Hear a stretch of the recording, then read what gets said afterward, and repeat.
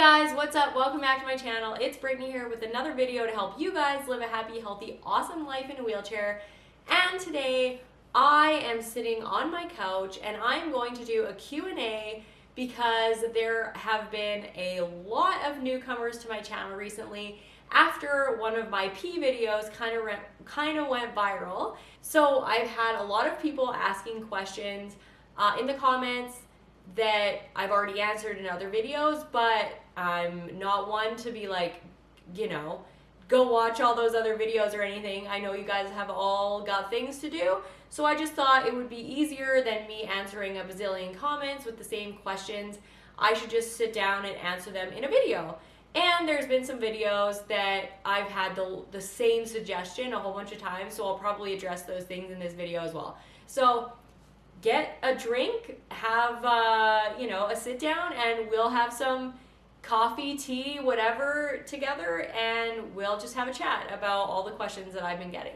So the first question that I'm going to answer is one that I've gotten a number of times, because obviously when people are new to my channel, the first thing they want to know is, why are you paralyzed? And I did answer this in a previous video.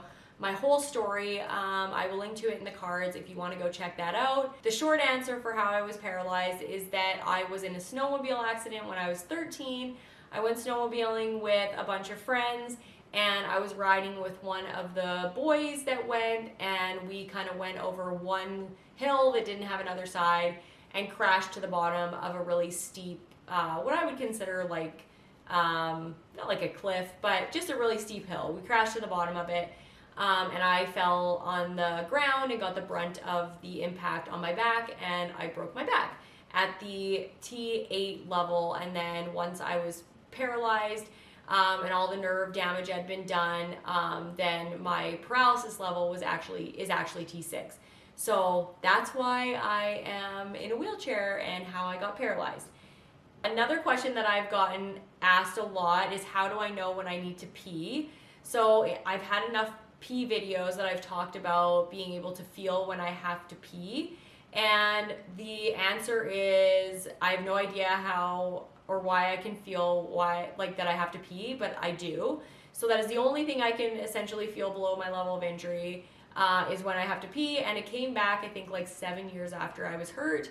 I just figured out that was that feeling, and I don't really know whether it's a normal pee feeling or whether it's just one that I've sort of discovered is the feeling when I have to pee. I feel like it seems pretty normal. Like, I feel like it seems like it used to, or feels like it used to, but I have been paralyzed for so long, I'm not really sure. So yes, I can feel when I have to pee. No, I don't know why, and it's great. So yeah, that's another one I've gotten a lot. Does the catheter hurt when you put it in? No, the catheter doesn't hurt, because like I said before, the only thing I can feel below my level of injury is bladder sensation. I cannot feel my urethra or my vagina or anything like that, so it doesn't hurt to put the catheter in, which I think I'm thankful for. Not really sure whether I should be thankful for that or not, but no, it does not hurt to cath. Was it hard to learn to cath? It was actually not hard to learn to cath once I made up my mind to do it, but for years I didn't make up my mind to do it and was a big whiner, thinking that it was impossible, and so I put it off for years, and my mom actually did it for me until I was 18. So from 13 to 18, my mom cathed me. So learning to cath was a really stressful thing for me, but once I made up my mind to do it, it was not difficult. It just took some practice and determination. How on earth do you get the catheter into your urethra without using a mirror? In order to catheterize, I do something called touch technique, which took me a really long time to figure out and get confident with. But essentially what touch technique is just using the tips of your fingers to feel the anatomy of the area where the catheter has to go in. And when I was learning this technique, I would use a mirror, but then when the catheter went in, it was actually in the right hole. I felt around what it felt like when the catheter was in the correct hole. And if there's skin on top and skin on bottom, then generally the catheter is in the right hole. Your vagina is a really big hole, So you almost always know when the catheter is in that because it's a sinkhole and the catheter will get swallowed up. And there's a lot of sort of cavity space around the catheter if you get the catheter in that hole. Whereas if you get it in your urethra, it basically is the size of your urethra. So there's skin on top and skin on bottom, but not a lot of, space.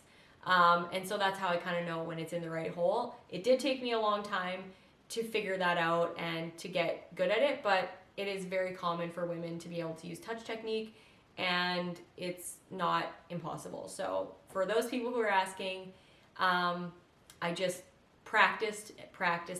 That's how I learned to get the catheter in my urethra without a mirror. Do I get bladder infections? This is another question that I've gotten in my videos about how I pee. And just for the record, for any of you watching, I don't just use a catheter because I'm being lazy. So especially in the video where I pee in bed at night, there are a number of people, surprisingly, that comment that using a catheter is a terribly lazy way to use the bathroom just so that I don't have to get out of bed. And that I should just put like a bedpan or a commode by my bed and get up and use that, and that would be better than risking infections by using a catheter. So I have to use a catheter whether I want to or not. So using a catheter for me is not just a way to be lazy and not get up in the middle of the night.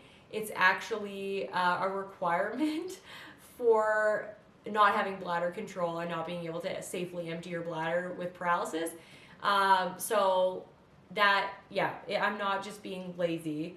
And yes, I do have risks of infections because I use a catheter, but I don't really have a choice. So yes, sometimes I get bladder infections because I cath, but no, I don't have a choice in the matter, and it's just sort of a risk that is a necessary one, and I drink a lot of water in order to reduce that risk. So while we're on this topic, I have gotten a lot of questions about whether I have tried the Pure Wick external catheter system, and I keep getting suggestions on my video, how I pee in bed at night, on whether I've tried the Pure Wick system rather than catheters, and the answer is no. And the answer to why I have not tried the Pure Wick system is because I cannot void on my own. So the Pure Wick system is essentially an external catheter that if you are incontinent, it absorbs all the pee that's coming out. It basically just sits in between your labia and absorbs all the pee, and it suctions it into like a container, like a bag or something that the Pure Wick system comes with. And that won't work for me because I'm not generally incontinent. I do pee my pants every once in a while, but I don't pee my full bladder. And because I'm paralyzed and don't have bladder control, I have bladder sensation, but I do not have bladder control, I cannot actually just void and pee when I want to. So I have to use a catheter in order to empty my bladder. Same thing goes for diapers, because I have had a lot of people ask me why I don't just use diapers at night instead of waking up to go pee. And the answer is it doesn't matter whether I want to pee on my own or not. I have to get up and empty my bladder, and my bladder will just keep flexing and flexing until I empty it. And I can't empty it without a catheter entirely. So sometimes I'll pee a little bit, but I won't pee my whole bladder out. And so that's why I, one, haven't tried the Pure Wick, and two, don't use diapers at night.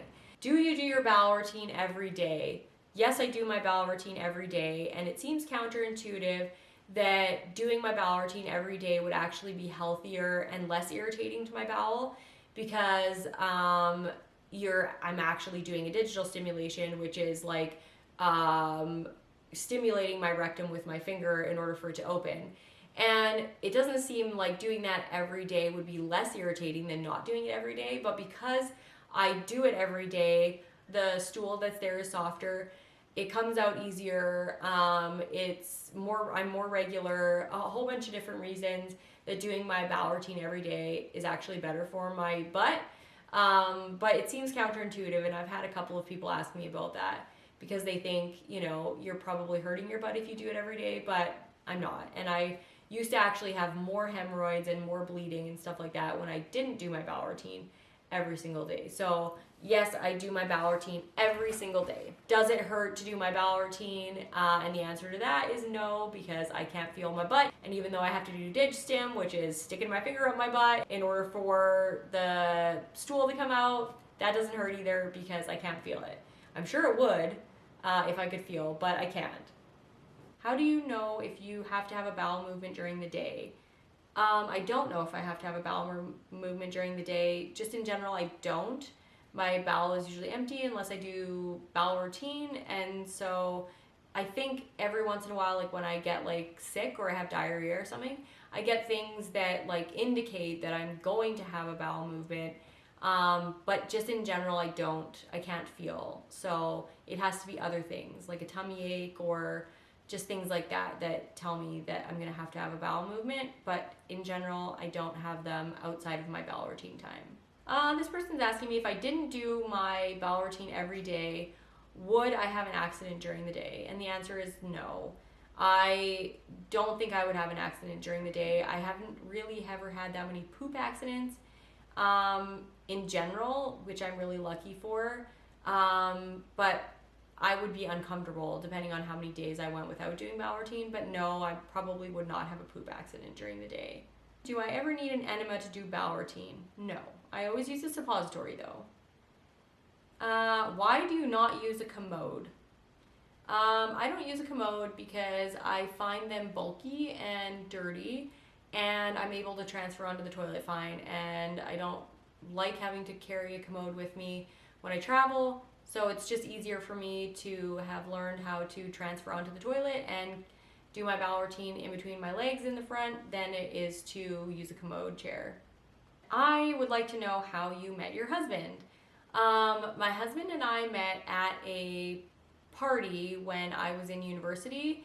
It was at my sister's boyfriend's house, and my husband had a friend that was friends with my sister's boyfriend essentially. So I got invited, my husband got invited by his friend, and then we all met there to play games one evening, and that's how my husband and I met. I was chatting with him and flirting with him, and he didn't seem interested in me at first.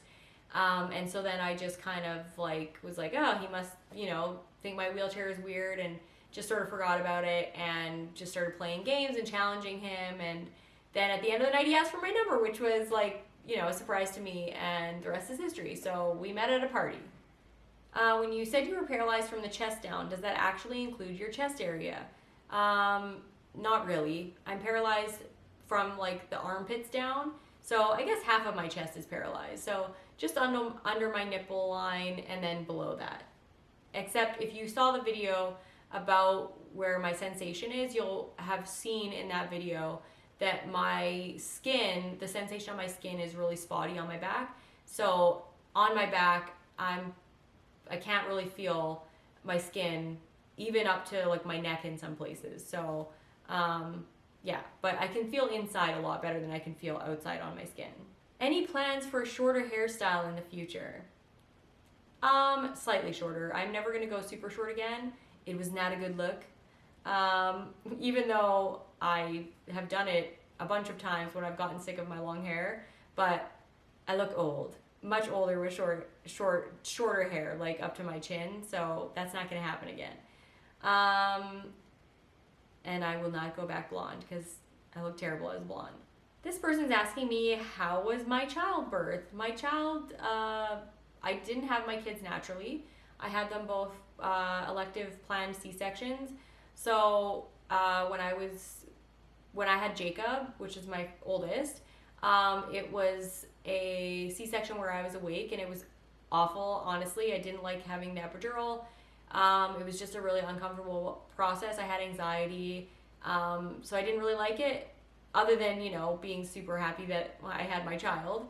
But the process of the childbirth wasn't my favorite. And then when Jamie was born, I actually had a general anesthetic, so I went to sleep because I didn't like the epidural and being awake the last time.